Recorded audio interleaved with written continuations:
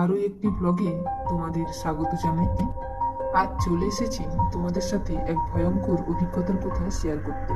ঘটনাটি ওই দিনের এবং ওই জায়গায় যে দিনের ব্লগে তোমাদের গুপ্তেশ্বর বাবার মন্দিরে নিয়ে গিয়েছিলাম। ওই মন্দিরের আশেপাশে রয়েছে বেশ কয়েকটা পাহাড়, আর ওই পাহাড়গুলোর মধ্যে রয়েছে কয়েকটা গুহা। আর সেই গুহাগুলোর মধ্যে এটা ছিল একটা, যার গভীরতা 50 মিটার। প্রথমে তো গুহার অভিজ্ঞতা নেওয়ার জন্য ভীষণ উৎসাহিত, কিন্তু পরে সেই উৎসাহের আর এক বিন্দুও রইল না, কারণ সাথে কোনো গাইড থাকবে না, আর সম্পূর্ণ নিজেদের দায়িত্বে ভেতরে যেতে হবে। আর শুরুতেই যেভাবে হামাগুড়ি দিয়ে ভেতরে যেতে হচ্ছে, সেই দেখে তো ইচ্ছের এক বিন্দু আর রইল না।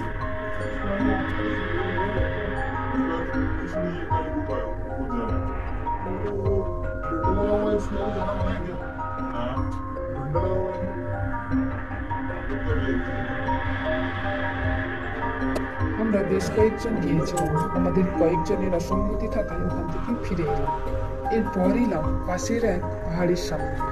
এখানে নাকি পাতাল গঙ্গা রয়েছে, তো পাতাল গঙ্গা দেখার জন্য এগিয়ে চললাম।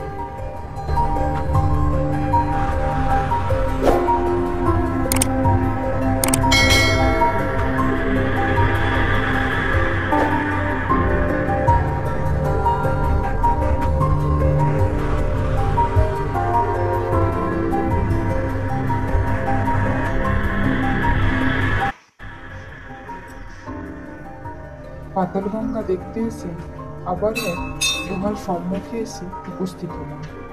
এখানে এসে শুনলাম পাতাল গঙ্গা এই গুহার 100 মিটার গভীরে অবস্থিত। এখানেও সে একই অবস্থা, সাথে কোনো গাইড থাকবে না, নিজেদেরকেই ভেতরে যেতে হবে। অবশেষে মা গঙ্গাকে স্মরণ করি আমরা বেশ কয়েকজন ও সাথে আরও বেশ কয়েকজন দর্শনার্থী ভেতরে প্রবেশ করলাম। প্রথমের দিকটা ঠিক থাকলেও যত ভিতরের দিকে এগোতে লাগলাম, তত ভয়ের মাত্রাটা বাড়তে লাগলো। আস্তে আস্তে অন্ধকারে কেউ যেন কাউকে দেখতে পাচ্ছি না। যে যার মোবাইলে ফ্ল্যাশ চালিয়ে এগোতে থাকলাম। চারিদিকে নিঝুম অন্ধকার, অন্ধকারের মধ্যে কোথাও হামাগুড়ি দিয়ে যেতে হচ্ছে, আবার কোথাও ঝুঁকেও পিঠ পাহাড়ের গায়ে লেগে যাচ্ছে।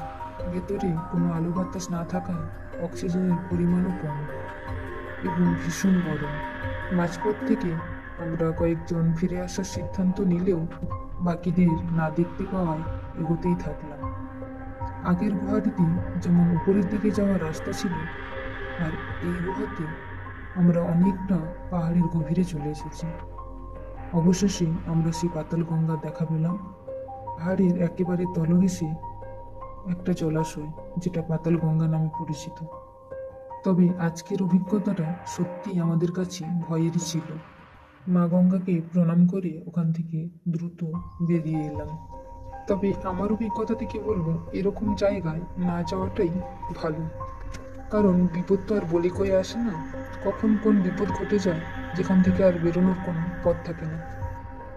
ঠাকুর আমাদের স্মরণে থাকুক। আজ এই পর্যন্তই, দেখা হচ্ছে নতুন একটি ব্লগে। তোমরা ভালো থেকো, ভালো লাগলে অবশ্যই একটি লাইক, কমেন্ট, শেয়ার এবং সাবস্ক্রাইব করে দিও। নমস্কার।